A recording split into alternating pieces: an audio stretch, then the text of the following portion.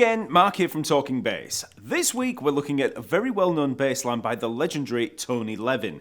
The song is Don't Give Up, a massive hit by Peter Gabriel in which he duets with the amazing Kate Bush. This is the perfect example of how you can make use of chords in a bass line to create a really haunting, melodic and characteristic sound. So we'll be looking at the main riff that you hear in the intro and the verse, and I'm actually going to highlight a note in the line that is commonly missed out, so stay tuned for that. Remember, the lesson material and tab is all there over at the Talking Bass website, so just follow the link in the info below to play along. And it's also worth mentioning that if you're a Tony Levin fan, we actually interviewed him for Talking Bass, and that video is also over at the site alongside a ton of other interviews. Again, the link is in the description below.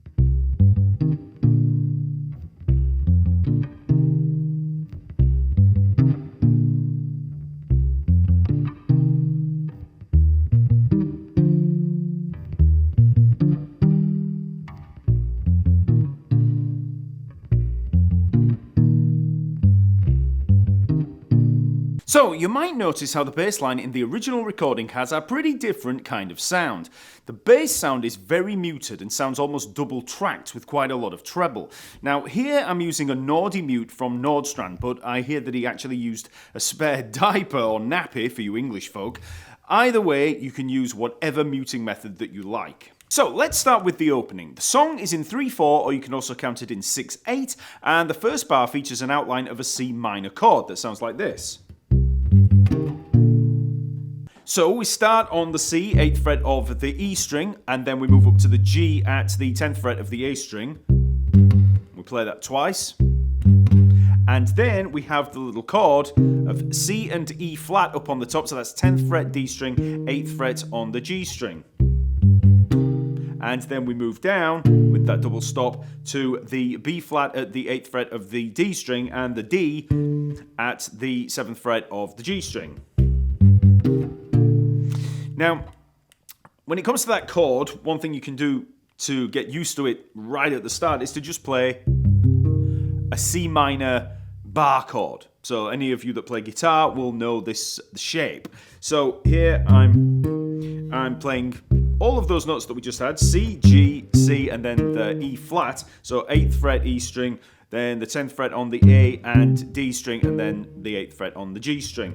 And that finger in there, I've got the first finger there taking everything on the 8th fret, and then the 3rd and 4th fingers take the G and the C on the A string and D string. So that's a C minor bar chord. So for that opening line, all we're doing is working up through that chord, and then hitting those top two notes together as a double stop.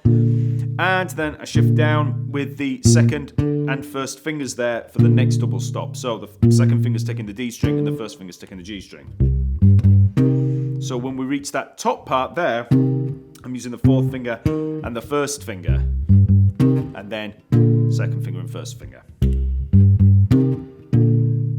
Now, just a word on the finger picking here. You can actually use any finger picking pattern that you like. But for me, how I play it, I start with the 1st finger, then 2, 1 when we're on the A string, and then for the double stops, I'm using both the 1st and 2nd fingers to pick them like that. You can just use one finger, but I just tend to use both. Now, the next bar is very slightly different in the intro and verse, and the intro line is the one people tend to ignore. So let's have a look at the verse first of all, because this is the one that you'll usually see, and Tony Levin tends to play this throughout when he's playing it live. So for that next bar, we're going to have... So we're just coming back up through those two double stops again. So we begin exactly the same, C, G, G, and then we've got that B flat and the D up on the top, 8th fret D string, 7th fret on the G string, and then back up to the C and the E flat, 10th fret D string, 8th fret on the G string. So first time around, second time, we just come back up.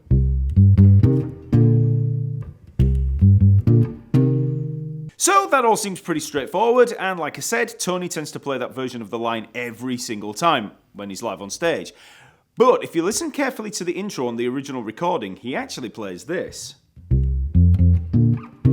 So instead of the C to G, he plays C to F. So he's playing C and F, 8th fret E string, 8th fret A string. And then it's same for the chords coming up. So in terms of the fingering for that line, I find it easiest to actually play the C and the F there, just barring with the second finger. So I'm using joint barring there. So, and then the first and third finger are there to play the double stop up on the top for the B flat and the D. So I use the third finger and first finger for those two notes. And then you can just use that same fingering to move back up to the top double stop. So the first two bars in the intro sound like this.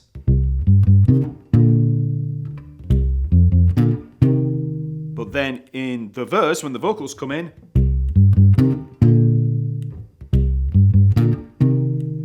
next we move up to E flat at the 11th fret of the E string, and we have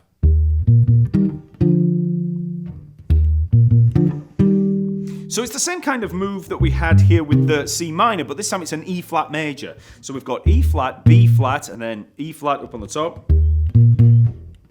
but with the G up on the 12th fret of the G string. So it's 13th fret D string, and then the 12th fret on the G string. So 11th fret E string, 13th fret A string, and then we move down to the D and the F, so 12th fret D string and the 10th fret on the G string. So, and again, in terms of the fingering, first finger, third finger, then you can use the fourth finger and the second finger for the top two notes, and then drop down to the first and third finger for the next two. And if you've already learned a major bar chord, that's pretty much what we're outlining. So it's an E flat major, but then using those two neighbour notes. And then, second time, we just play the same line, but we come back up through those two chords. So, now on the second time, because I'm using the first and third fingers there for that E flat and B flat, you can actually use the first and second fingers for the chord up on the top. So, and then just move those two fingers up like that. Or you could use the first and fourth fingers for the first two notes, and then use the third finger and first finger for the top two, and then switch. So, but I feel that everything becomes a little congested with the hands if you do that. I prefer to play first and third fingers for those first two, and then just use that first and second fingers up on the top. So everything so far, and we'll use the verse version. So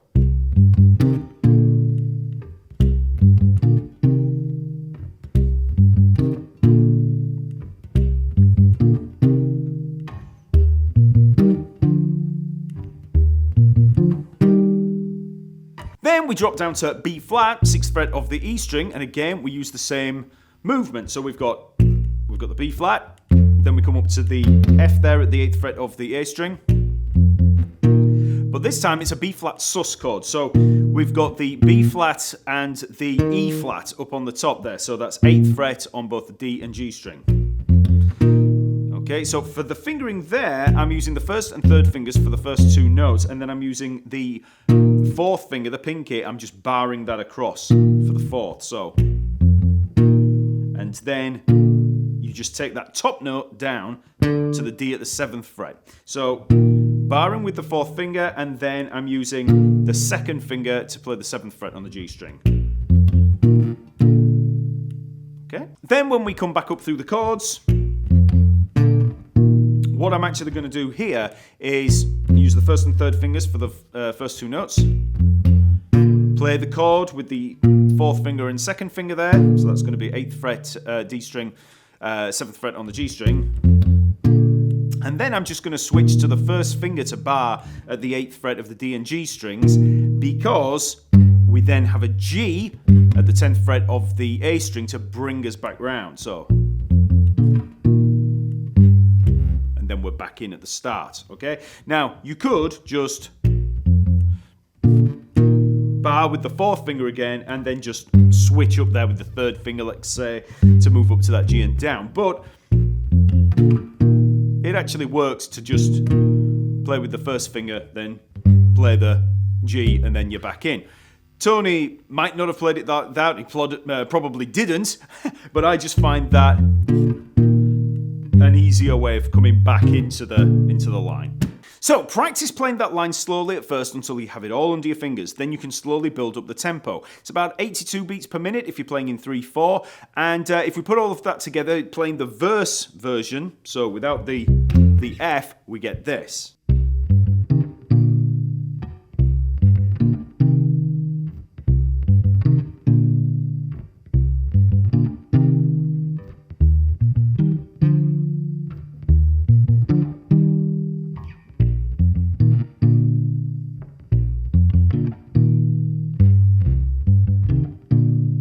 So, like I said, this is the perfect example of using chords or double stops on bass. Tony is outlining the chord progression. He's keeping the low end in check, and by using chords in this way, he's creating the main hook for the tune. It's got character and makes a perfect accompaniment to Peter and Kate. In some ways, this could be considered a trio of voices, as Tony's bass riff acts as a counterpoint to the two singers. Okay, so that's Don't Give Up. Please like this video if it's helped, give me a like and subscribe to the channel if you haven't already. There are lessons released every single week, and we have well over 750 videos here on the channel, already covering every topic that you can imagine. So leave a comment to let me know what other bass lines you'd like broken down, and I'll see you next week.